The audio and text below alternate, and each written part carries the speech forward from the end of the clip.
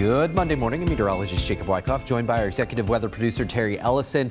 Good Monday morning to you. It was a weekend that I feel like... It was a weekend. Confirmed. Especially Saturday was cooler than average, and you kind of felt that winter chill, even though we're exiting that season.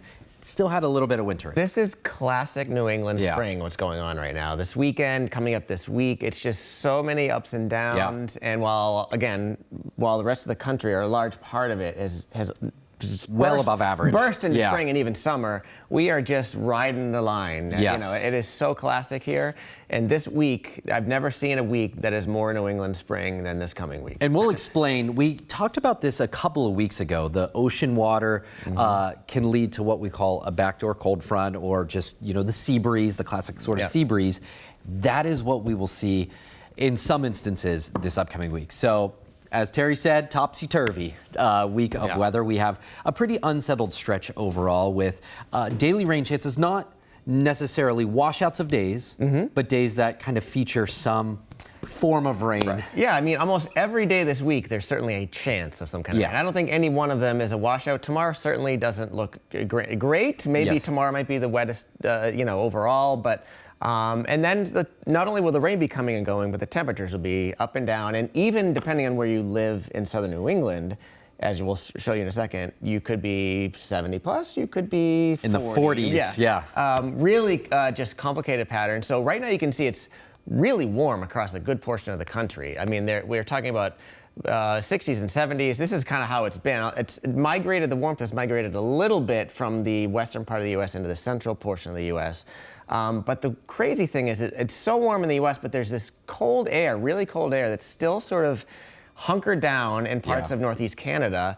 And us being in New England, we're on the edge of both of these air masses, the cold Canadian air mass to our north, and what's trying to be a warm, summery kind of air mass to our south. Absolutely, yeah. It's the classic battle between hot and cold for us. Yeah, so it's like in any given day, at any given hour, as you'll see in a second, either one could win out. And between those two air masses, we have this boundary, and it's actually kind of existed for a few weeks now. There are a lot of storms riding up around the Canadian-U.S. border. Yep.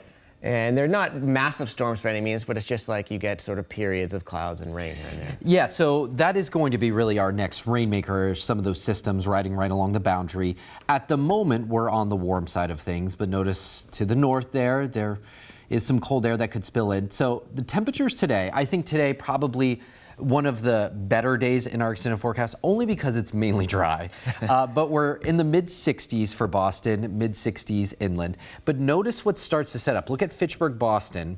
You're in the mid to upper 40s tomorrow morning. Meanwhile, Worcester, Hartford, Providence, you're at 60 degrees. We're going to start to see these type of temperature gradients setting up.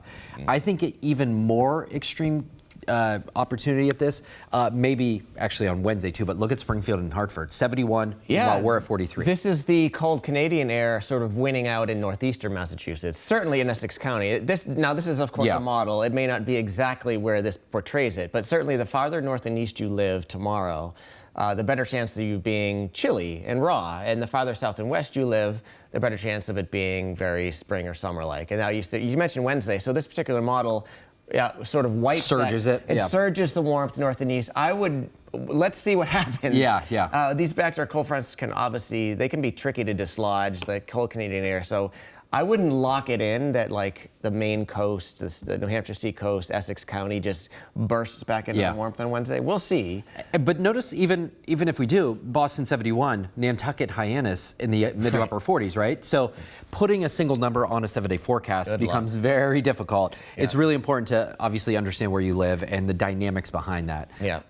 And then we have some cooler conditions, more of a raw day, definitely below average as we go into Thursday. Thursday definitely looks like overall for the entire southern New England area, the coolest sort of rawest day of the week. And then Friday it may come back again. So just again, taking you day by day, it's really hard to put a high temperature on it, to break down the region. I think what we can say is that the South Coast Cape and the islands are never really getting that warm because the fairly persistent southwesterly. Any direction the wind blows from this time of year, it's a cold. It's an ocean influence, So it's just a matter of central and northeastern Mass. So Tuesday you can see, of course, that sort of southwestern trend to the warmth.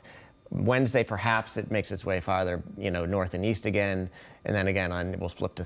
Thursday, I think I skipped by Thursday. But anyways, no worries. Thursday looks cool and raw, and Friday, again, there's a chance, and I just looked at the GFS, a couple of the models, that they've surged the warmth back in here. So it just really topsy-turvy. Yep, and along the way, we have those rain chances to speak of too, right? Yep. So here's our futurecast showing some of the next few days. We have the warm air in place for some of us. I think tomorrow morning, some of us will wake up with some soggy conditions, definitely some downpours.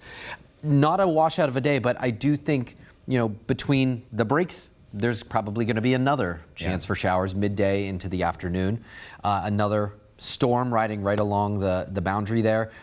Tuesday night into Wednesday, and then Wednesday morning, another chance for some showers. We had a thunderstorm chance in the mix.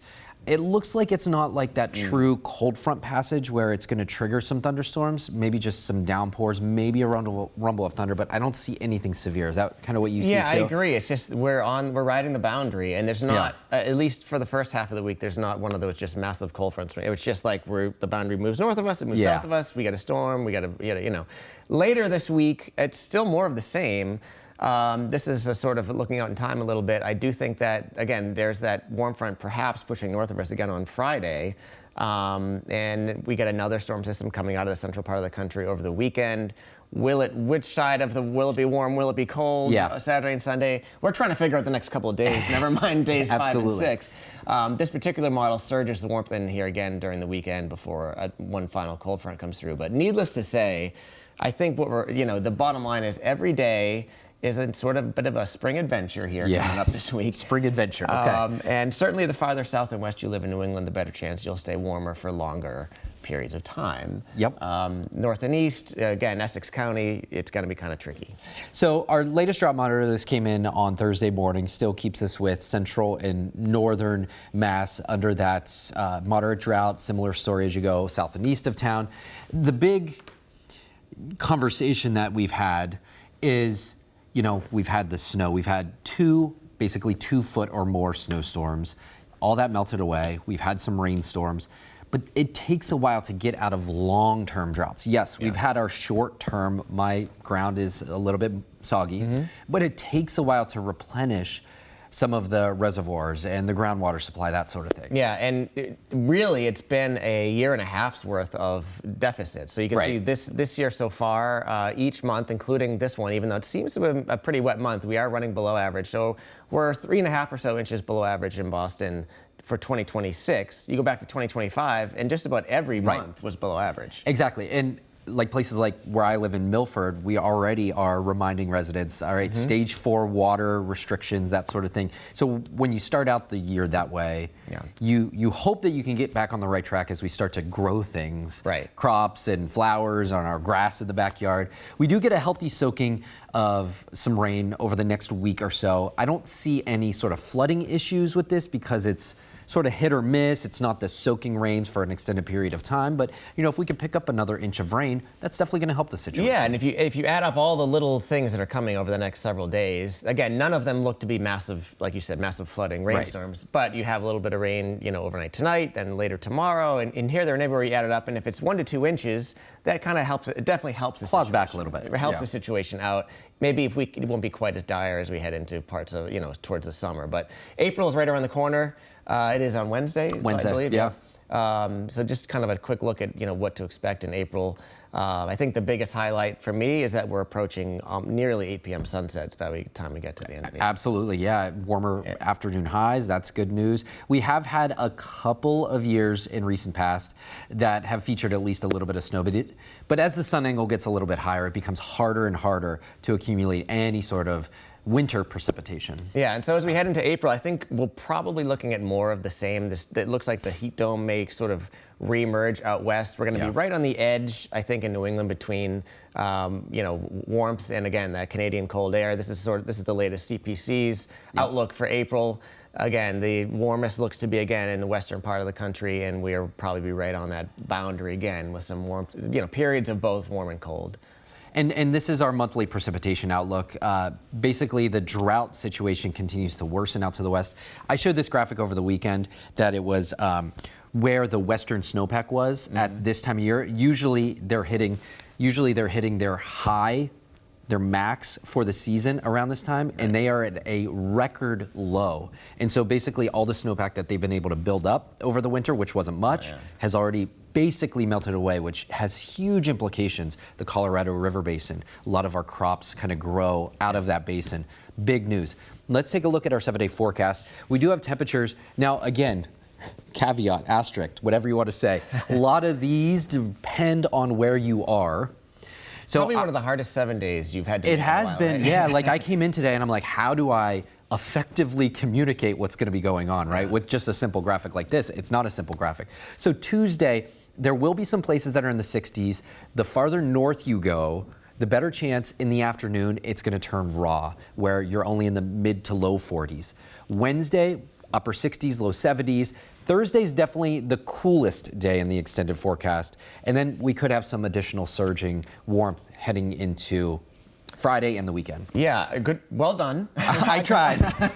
I think the bottom line with this week is right through the weekend, every day has a rain chance, and the temperatures are going to be just riding up and down. There's really not, unfortunately, I don't see a day that's just like sunny and pleasant. I'm trying to think, like, what would you... Maybe Saturday, okay, maybe... certainly today. I would say today is probably the nicest of the 7, just like everyone enjoying some mildness, but there's not a ton of sunshine. Yeah. I would say maybe Saturday because it looks like some of the showers may hold off till the evening, maybe. And maybe there could be a time on Wednesday that we do expect some showers on Wednesday, but there could be several hours somewhere where we could get some sunshine and warmth. So it's just a real tricky forecast. We'll just pass it off to Eric and let him handle it tonight. He is an effective communicator, much better than I am. But, you know, it's one of those weeks that you just want to stay tuned to the forecast for sure as things evolve. And depending on where you are, things will evolve for sure. We appreciate you watching. Follow us on YouTube. Make sure you like and subscribe. For Terry, I'm Jacob. Have a great afternoon, everyone.